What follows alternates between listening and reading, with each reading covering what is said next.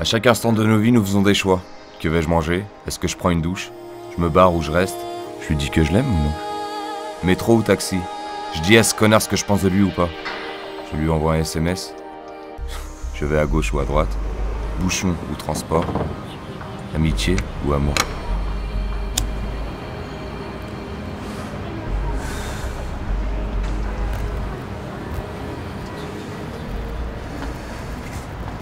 Ah ben, moi c'est par là. Ouais, moi aussi. Tu rentres comment? Je pense que je vais marcher. À cette heure-ci? Ouais, ça va. Je veux pas qu'on partage un taxi. Non, je suis pas très taxi, je préfère marcher. Mais toi, vas-y, on s'y fait. Ah, je vais pas te laisser toute seule. OK. Je te fais un deal. On marche un peu ensemble et après, ça va un taxi, on prend. Ok, ça marche. Alright. Allons-y. C'est bizarre qu'on soit jamais vu avant. Je suis souvent chez Sophie et Damien. Ça doit faire presque un an que je suis pas allé chez eux en fait. Ah bon? Comment ça? J'ai pas trop le temps, je bosse beaucoup. C'est ça que tu m'as pas vu souvent. Et tu fais quoi? Je vends des cuisines. Cuisiniste. Non, je fais de l'import-export du Portugal vers la France, de particulier en particulier. Ah mais c'est illégal ça, non? J'ai tout. Un site internet où il y a toutes sortes de cuisines. Tout le monde est gagnant. Comment ça, tout le monde est gagnant? Toute personne a besoin d'une cuisine. Et avec nous, les prix sont bradés. Et toi, tu fais quoi? Je bosse. Ben, je suis chanteuse. Je suis serveuse. Je suis chanteuse et je bosse dans un bar. Tu chantes où? Et là, on veut de moi, en fait. Quel genre de chanson? Que tu es n'importe quoi. Vas-y, chante. Non. Non, tout le monde me demande toujours ça. C'est comme si tu demandais à un comédien de te faire rire, juste comme ça. Ou à un peintre de te faire du Picasso sur commande. C'est nul comme question. C'est vrai. De toute façon, on se connaît pas encore assez pour que je te dévoile ça. Je te demande pas de coucher avec moi. Je veux seulement t'entendre chanter. J'ai pas assez bu. Ah, d'accord, si je comprends bien, il faut que tu te bourres la gueule avant de monter sur scène, c'est ça? Mais non, quand même pas. T'es chanteuse ou pas? Oui. OK, parfois, ça m'arrive de boire un peu avant. Ah, voilà. Liquid courage. Ok. De toute façon, les concerts privés, c'est hyper cher, hein? Plus cher que partager un taxi. T'es québécoise? Non. Je viens de la Saskatchewan. Toi? Paris, la Cheshka quoi? La Saskatchewan. C'est une province au Canada. Tu connais pas? T'as jamais vu une carte du monde? Ah non.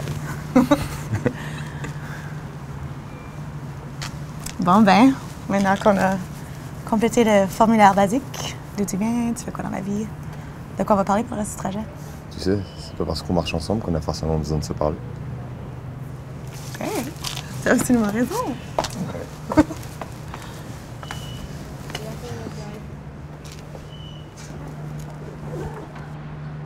J'adore Paris. C'est vrai que c'est pas mal. Pas mal? Oui. Vous, les Parisiens, vous en rendez même pas compte. Tu sais qu'il y a des gens tout autour du monde qui rêvent de venir ici.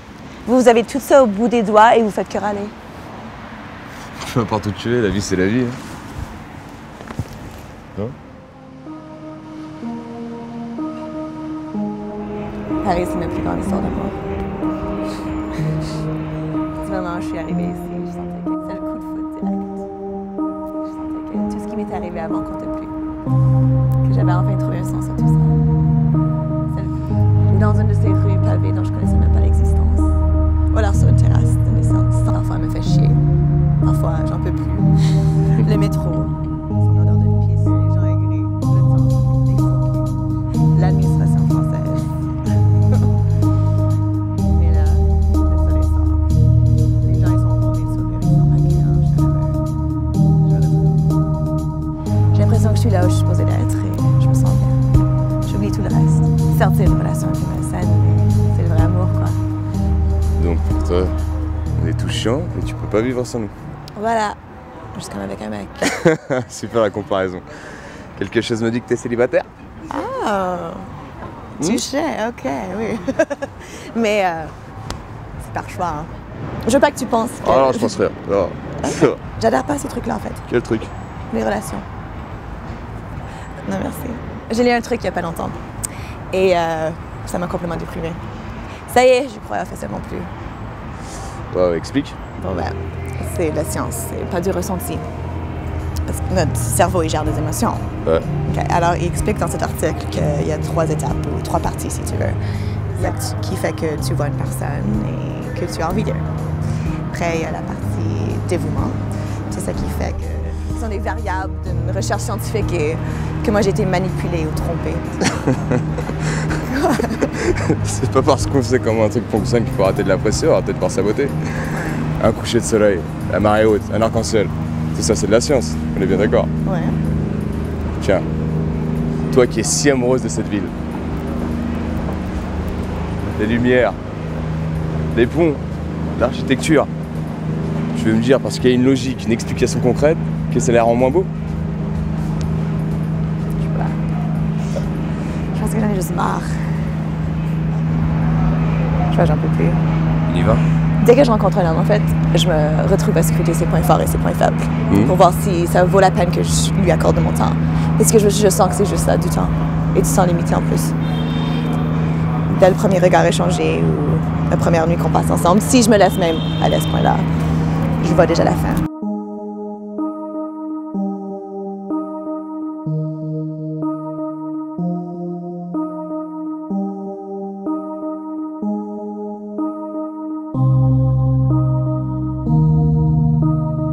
Le temps n'existe pas vraiment. Il est non linéaire. Le passé, le présent et le futur existent simultanément.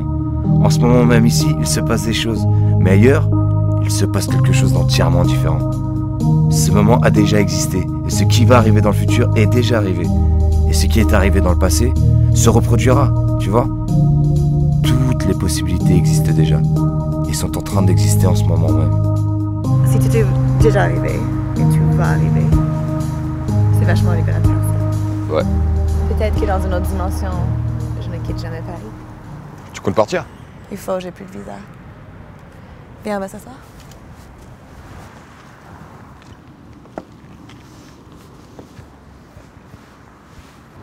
Faut que tu te maries. Tu veux marier? On se connaît à peine. Tu t'appelles comment déjà? Je te dis pas. Pas le premier soir. Et tu comptes faire quoi quand tu rentreras? Je sais pas, j'ai pas trop pensé. T'as rien prévu? Non. Tu vis au jour? Bah, ça sert à rien de tout planifier en avance. Tout peut changer d'un instant à l'autre. T'as pas peur d'avoir aucune sécurité? Non. Ce qui me fait peur, c'est d'en avoir trop, de savoir systématiquement ce qui va arriver en avance. Réveil à 7 heures pour un boulot que je méprise, snooze pendant 20 minutes. Je me retourne, je regarde la personne à côté de moi, je connais par cœur. Chaque courbe, chaque creux de son corps, chaque son qui sort de sa bouche. On se réveille, on prépare les enfants, on se parle pas parce qu'on n'a pas le temps pour ça. Je me précipite à l'école pour amener les enfants à l'heure, je me précipite au boulot, je me précipite à la maison pour faire le dîner, on s'assied à table, on n'a plus rien à se dire. Peut-être que le vendredi soir, on arrive à se faire une sortie histoire de sauver les meubles. On fait un ciné parce que c'est plus simple comme ça, on n'a pas besoin de se forcer.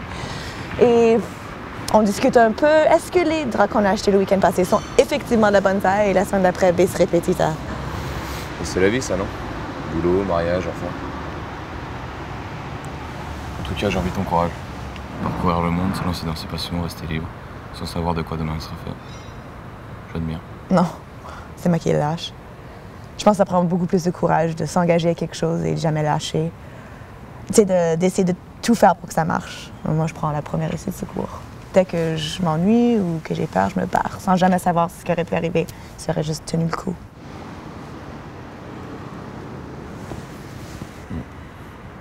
T'es déjà allé au Canada? Non, jamais. Je suis pas seul. Ah, ben, tu l'amèneras avec toi. Et pourquoi elle n'est pas venue ce soir, ta copine? Elle est fatiguée, elle est enceinte. Ah. Wow. Félicitations. Tu vas être père. Ouais, je vais être père. C'est bien, non? Ça fait partie du plan, boulot, enfant, mariage. Si, ça me fait plaisir. Mais je me pose énormément de questions. Comme quoi? Je m'y attendais pas. J'aurais tout voulu mettre en suspens. Est-ce que je serai un bon père? Est-ce que je vais réussir à l'éduquer? Est-ce qu'il manquera de quoi que ce soit? Est-ce que je vais le punir pour des conneries que moi-même j'ai faites? Est-ce que je vais être stupide ou borné comme certains pères le sont? Quand j'ai su, j'ai eu besoin de temps. Besoin de temps de réfléchir. Besoin de temps d'être seul. Je repense à ce que mon père m'a donné. Je sais pas si c'est bon ou pas, mais je suis toujours là. J'ai envie de revivre les instants de mon enfance. Ça doit être le boulot le plus dur au monde pour un homme d'être père. L'enfant n'a pas demandé d'être là. Il faut assumer, voilà tout. Je suis certaine que ça ira. On verra bien.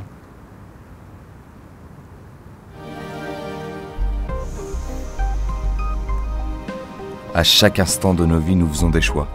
Il y a 24 heures dans une journée, soit 1440 minutes, ou encore 86 400 secondes. Une possibilité de 86 400 choix dans une journée. Taxi! Ou dans une soirée.